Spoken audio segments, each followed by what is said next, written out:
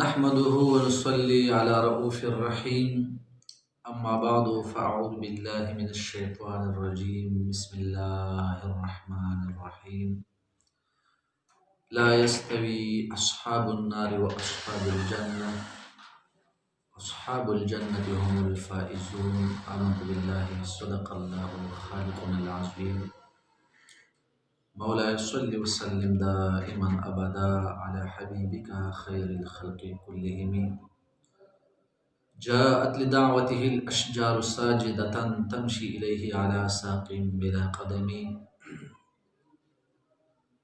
السلام عليكم ورحمة الله وبركاته.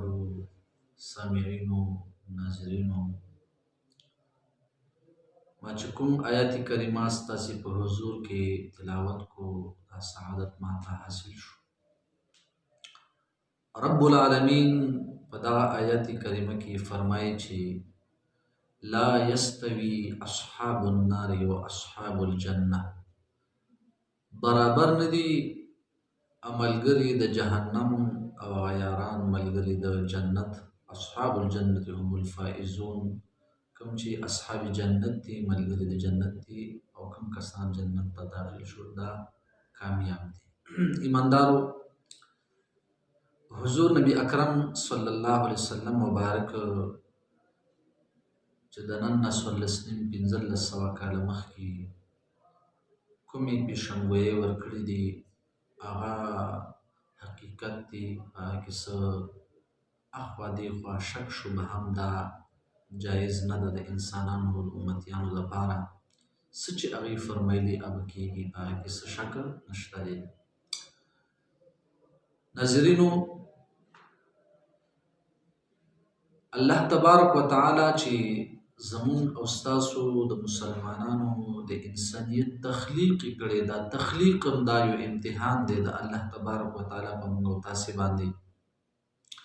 د انسان د زندګۍ لمحه لمحه، د انسان د زندګۍ سیکنډ سیکنډ دا د انسان دپاره دا یو امتحان دی. که صحت دی، که بیماري ده، که غربت دی، که مالداري ده، دا ټول یو امتحان دی. خو هوښیار او سمجدار هغه کسان دي او فلاح موندونکي هغه مؤمنان، هغه مسلمانان دي چې هغوی په دې امتحاناتو کې کامیاب شول او د رب العالمین قربت هغوی ته حاصل شي.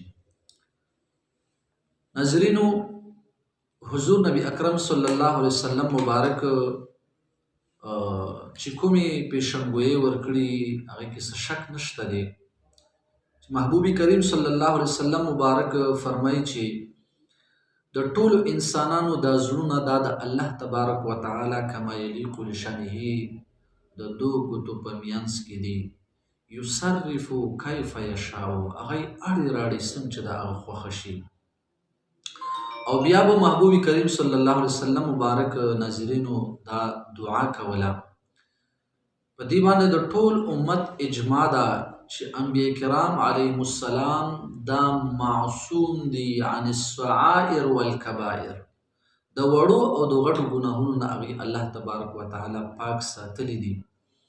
او د ټول امت مسلمه په دې باندې اجماع ده چې انبیاء کرام علیهم السلام څومره راغلي رسولان راغلي دي هغه د الله تبارک وتعالی د بندګانانو د هدایت دپاره راغلي دي.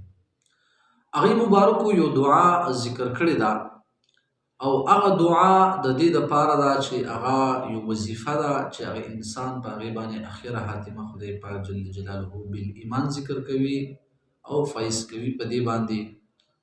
ناظرینو، محبوب کریم صلی الله علیه وسلم مبارک به دا دعا کوله چې یا مقلب القلوب ثبت قلبی علی دینک و طاعتک.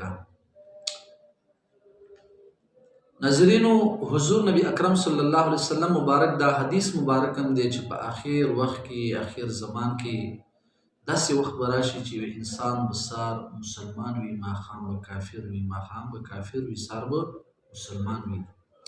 د انسان د خولې نه داسې الفاظ وځي چې هغه د رب العالمین د خفګان سبب وي، هغې باندې د انسان اخره حاتمه ده ګډه وډه شي او انسان جهنم ته داخل شي. حضور علیه الصلاۃ والسلام مبارک د دغه استقامت دپاره موږ او تاسو له یو مجربه نسخه هغه ښودلې ده او ذکر کړې ده. هر انسان دا وایي چې زما د دنیا هم ښایسته شي او زما د اخرت هم ښایسته شي او د رب العالمین رضا دې ماته میلو شي. د هغې دپاره دا دعا محبوب کریم علیه السلام ذکر کړي. او محبوب کریم علیه السلام ناظرینو چې کومه دعا، کوم قول، کوم فعل دوی مبارک کړی دی، بلکې هر یو نبی علیه السلام دی د خپل امت د تعلیم دپاره، د درس دپاره، د ښودنې دپاره دی مبارکو دا کار کړی دی. دا نه چې العیاذ بالله د دې مبارکو زړه مبارک العیاذ بالله د شریعت د دین نه اخوا دیخوا العیاذ بالله هغې مبارکو چې سم کومه دعا کړې ده دی د خپل امت د تعلیم او د ښودنې دپاره کړې ده. محبوب به فرمیل یا مقلب القلوب، ای اړونکیه راړونکیه د زړونو، ثبت قلبي علی دینکا، زما زړه مبارک ستا په دین باندې ثابت قدم خدایه پاکه پاتې کا. ایماندارو، محبوب کریم علیه السلام په دې حدیث مبارک کې موږ او تاسو له یو درس راکو، یو تعلیم یې راته راکو، یو ښودنه یې راته راکه چې امتیانو دا به تاسو نه وایئ چې یاره ما پګړی په سر کړی دی، زما په لاس کې تسبیح دي، زه مثال په طور 5 وخته مونځ اودس کومه، زه معلم یم، یا زه مثال په طور متعلم یم، زه یا خو غټ شیخ یم، ما ږیره پرېږي، تسبیح ما سره په لاس کې دي، زه استغفار درود شریف وایم. محبوب کریم علیه السلام مبارک فرمایي انما الاعمال بالخواتیم، دارومدار د اعمالو دا په اخر خاتمې باندې دی. ایماندارو، د رب العالمین په حضور کې دا سوال دی چې یا الله زمونږ د ټولو اخره خاتمه بالایمان وګرځوه.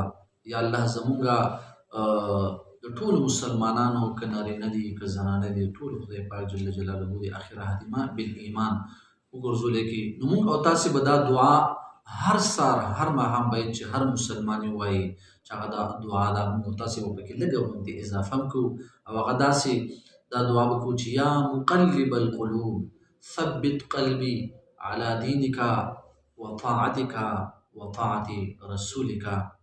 یا الله، ای د زړونو اړونکي راړونکي یا ذاته، زما زړه ستا په دین باندې ثابت قدم پاتې کا او ستا په اتباع کې د محمد کریم علیه السلام په اتباع کې. نو انشاءالله چې موږ او تاسو دا دعا وایو، دا وظیفه موږ او تاسې کوو، نو الله جل جلاله به زموږ او ستاسو اخره خاتمه بالایمان ګرځي. انشاءالله زموږ په دې باندې ایمان دی، دا زموږ عقیده ده، دا زموږ نظریه ده. والسلام علیکم.